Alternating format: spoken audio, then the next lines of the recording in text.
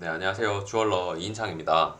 6월달에 이어서 금값에 대한 얘기를 또 해보려고 합니다. 저희가 예의주시하던 지표들이 있는데 그 지표에 대해서 6월달에 상당히 의미 있는 지표다 생각해서 말씀을 드렸고, 그 지표들이 유지가 되고 또 변화가 일어나면서 조금 더 확신이 드는 부분이 있어서 제가 말씀드리려고 영상을 찍게 되었고요.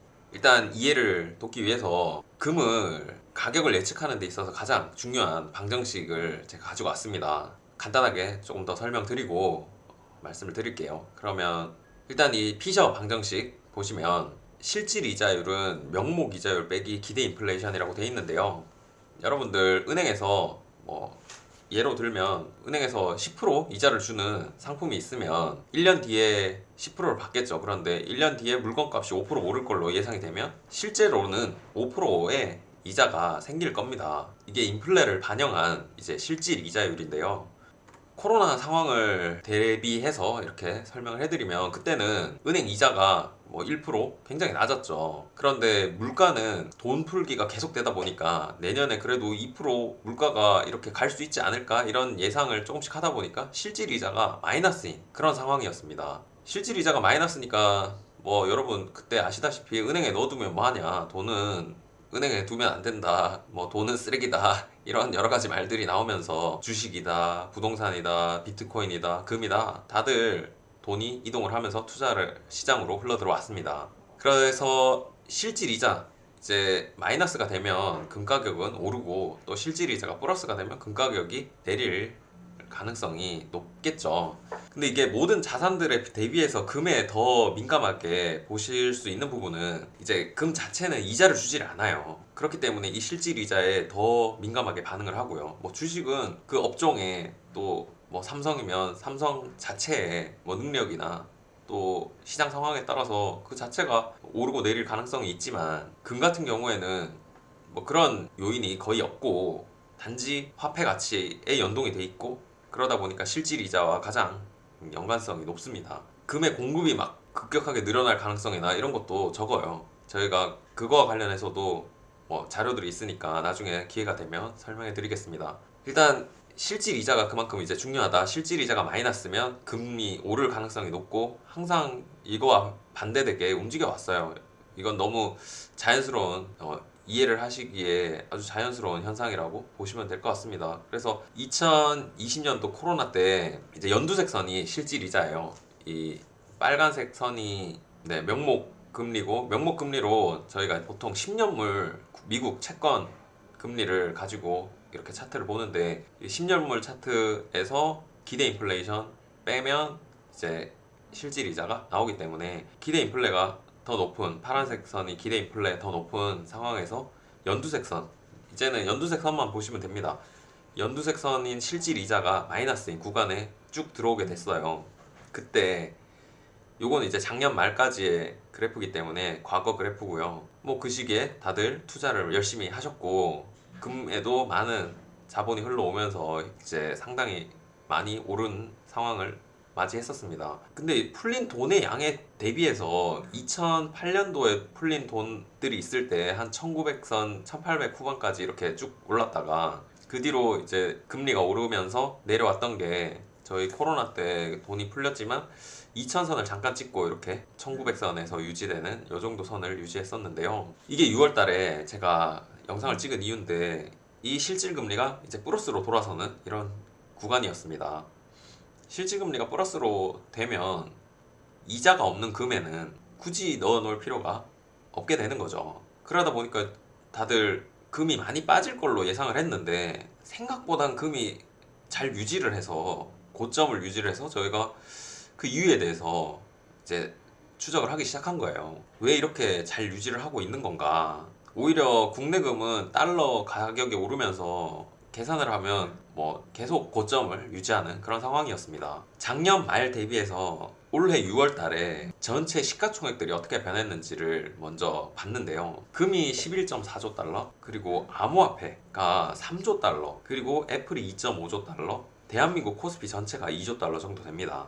그런데 작년 11월에서 올해 6월 달에 6개월 만에 다른 자산들은 큰 변화가 없는데, 물론 주식도 빠지고 또 미국 장도 빠지긴 했습니다만은 더 다이나믹하게 빠진 거는 여러분 아시다시피 암호화폐 시가총액이 6개월 만에 2조 달러 정도가 사라졌어요. 이 금액이 대한민국 코스피 전체가 2조 달러니까 뭐 어마어마한 금액이 자산이 내려가게 된 거죠. 결국 투기 자산들이 들어와서 이제 해먹고 나간 건데 저희가 뒤에서 보시면 전체 5조 달러 정도 이 양적 완화로 풀었었어요. 그런데 그 중에 한 2조 달러 정도가 암호화폐 시장에서 이렇게 움직여줬으니까 투기 수요들, 현금위에서 이제 주식, 부동산, 이런 암호화폐, 금 이렇게 대비했을 때 투기 수요가 금 쪽으로는 많이 오지 않았다.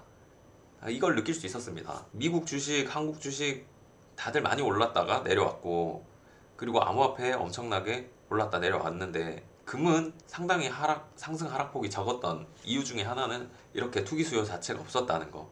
이건 저희가 확인할 수 있었고, 그리고 저번 6월 달에 이제 특이했던 점 중에 하나는 이제 이건 하나의 좀 가설이었는데 시장이 인플레 이 수치를 좀 잘 안 믿는 거 아닌가? 약간 그때는 그런 생각이 들었습니다. 이게 이제 왜 안 빠지는지에 대해서 금이 이 인플레가 일시적이라서 금리가 막 빠르게 오를 수 없는 상황이 오지 않나 이래서 인플레 수치에 대한 신뢰 얘기를 했는데 그 이후에 인플레들이 7% 8% 계속 일어나면서 계속 금리를 0.75%씩 미국에서 올리기 시작하니까 이제 거의 지금 4% 내년에는 5%를 바라보게 되는 이런 상황이 왔습니다. 이런 모습이 지금 6월 달부터 계속 유지가 되고 있습니다. 금리는 빠르게 계속 올라왔지만 금과 관련된 시가총액 거의 변화가 없는 모습을 볼 수 있습니다. 이건 암호화폐 시가총액인데요. 정말 어마어마하게 빠졌습니다. 다시 이 표로 돌아오면 제가 더 최근 것까지 이제 보셨을 때 연두색 선이 실질 이자율입니다. 실질 이자가 오르면 금값은 떨어진다고 말씀을 드렸는데요.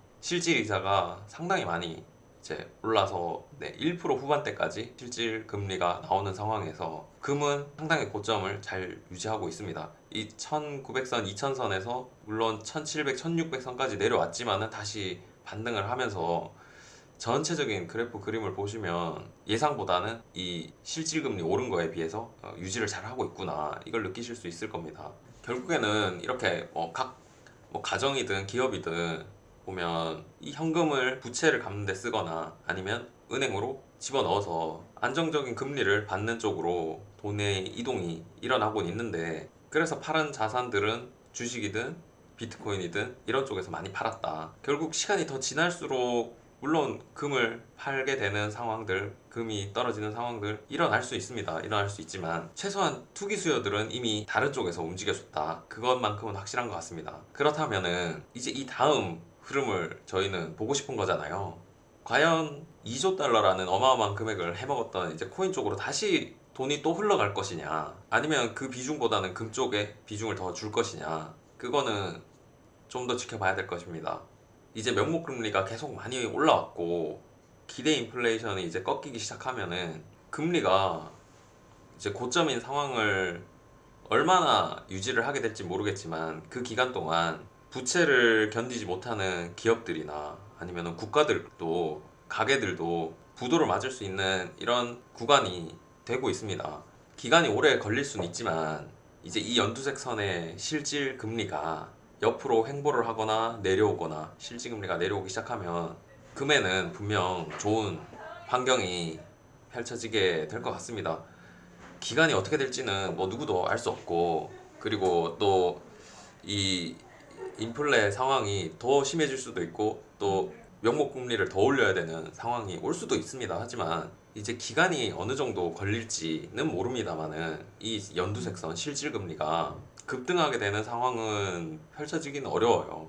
그렇다면 얘가 이제 계속 횡보를 하는 동안 어떤 일이 벌어질지, 그리고 얘가 이제 조금씩 내려오기 시작한다면 이 자금의 흐름들이 다른 곳보다는 금을 선택할 가능성도 충분히 있어 보입니다. 일단 예의주시하면서 혹시 또 말씀드려야 될 만한 내용이 있으면 또 전달해 드리도록 하겠습니다. 시청해 주셔서 감사합니다.